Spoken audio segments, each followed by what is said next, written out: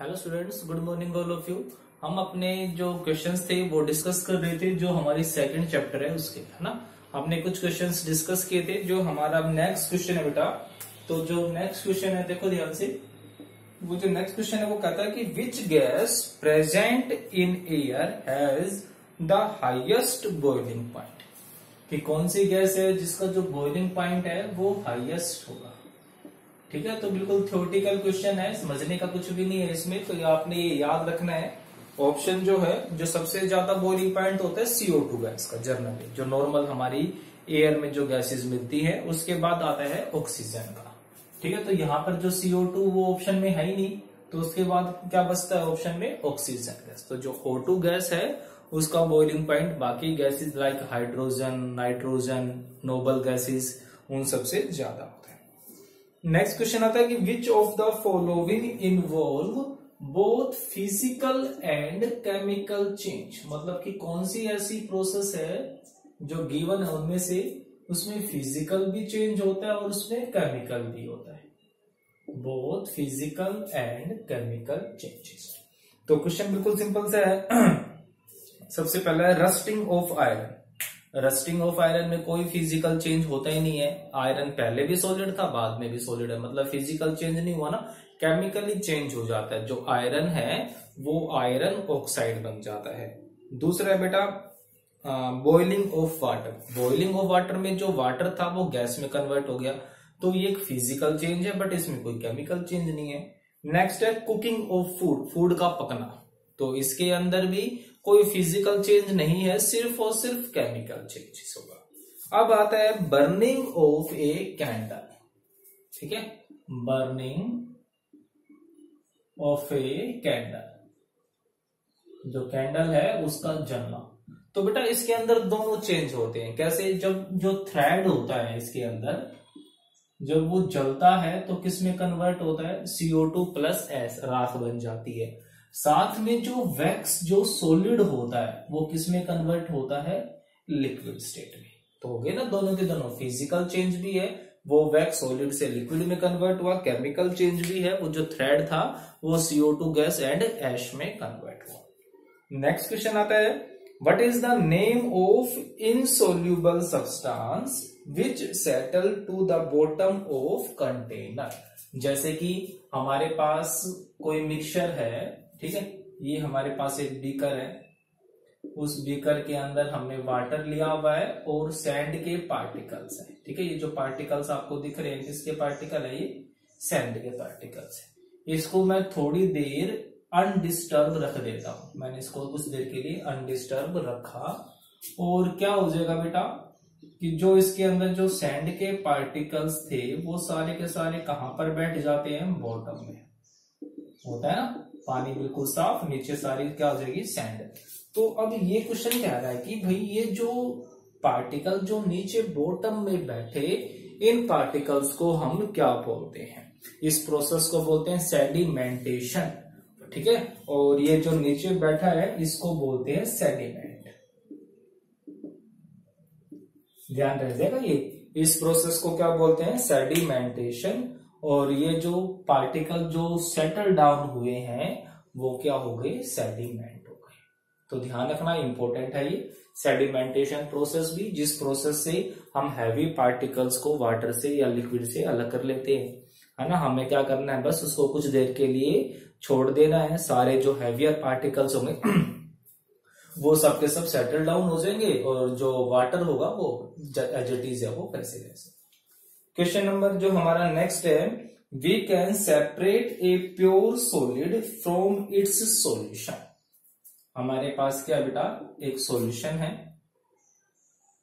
ठीक है। जैसे ये हमने क्या ले ली, एक चाइना डिश ले ली। लैब में ऐसे बहुत सारे क्वेश्चन आप करोगे, ठीक है। तो कह रहा है कि सॉल्यूशन है, मतलब कि हमने वाटर ले लिया और उसके अंदर मैंने कॉपर सल्फेट को डिसॉल्व कर दिया, कॉपर सल्फेट पेंटाहाइड्रेट। तो क्या बन गया ये, ए सॉल्यूशन ऑफ प्योर कंपाउंड।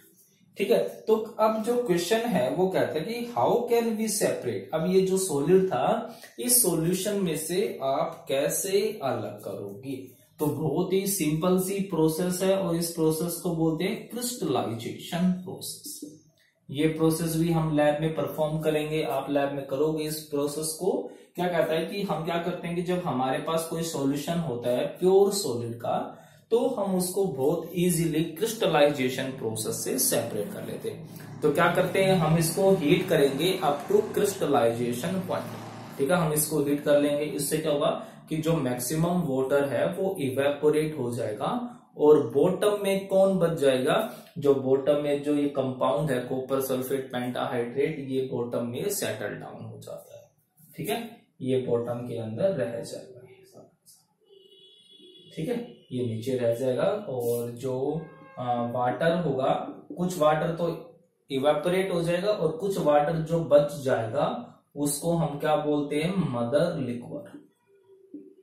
उसको हम क्या बोल देते हैं, मदर लिक्वर। उसको इससे अलग कर लेंगे, छान लेंगे फिल्टर से। ठीक है, तो ऐसा क्यों होता है, क्योंकि बेटा जो प्योर सॉलिड होता है उसकी टेंडेंसी होती है टू कन्वर्ट इनटू सॉलिड। हमने इसको घोल लिया, बट जैसे ही हमने इसको गर्म करना स्टार्ट किया अप टू क्रिस्टलाइजेशन पॉइंट, तो क्या होगा कि जो वाटर होगा वो मैक्सिमम इवेपोरेट हो जाएगा और जो थोड़ा बहुत बच जाएगा उसको क्या बोलते हैं, mother liquor.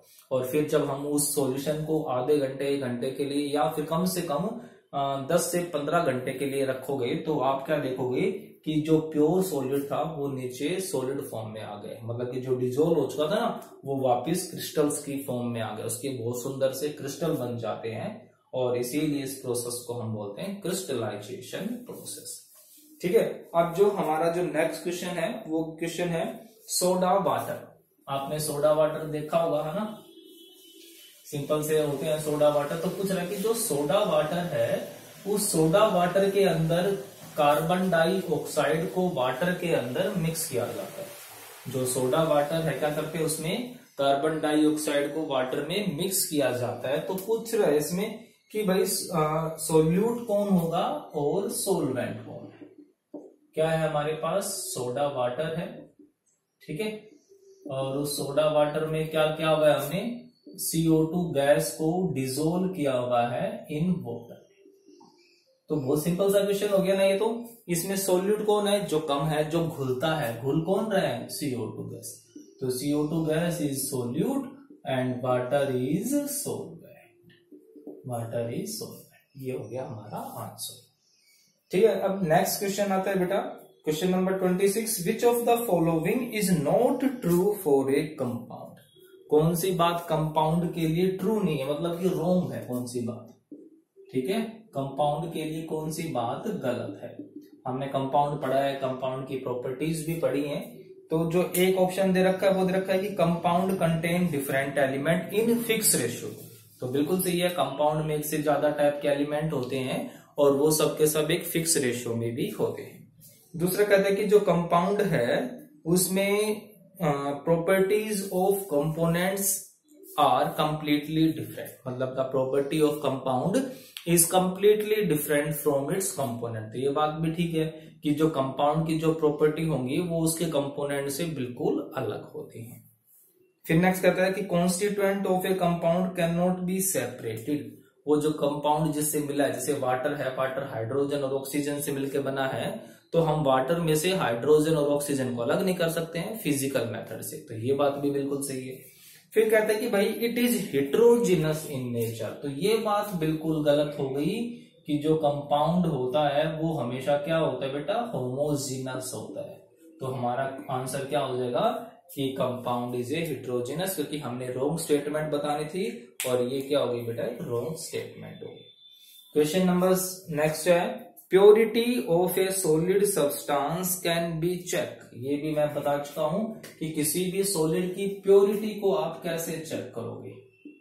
Purity of a solid can be checked.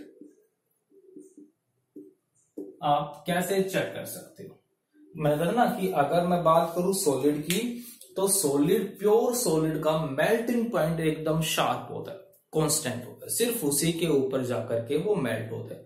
अगर मैं बात करूं लिक्विड की, तो प्योर लिक्विड का बॉइलिंग पॉइंट एकदम डेफिनेट होता है।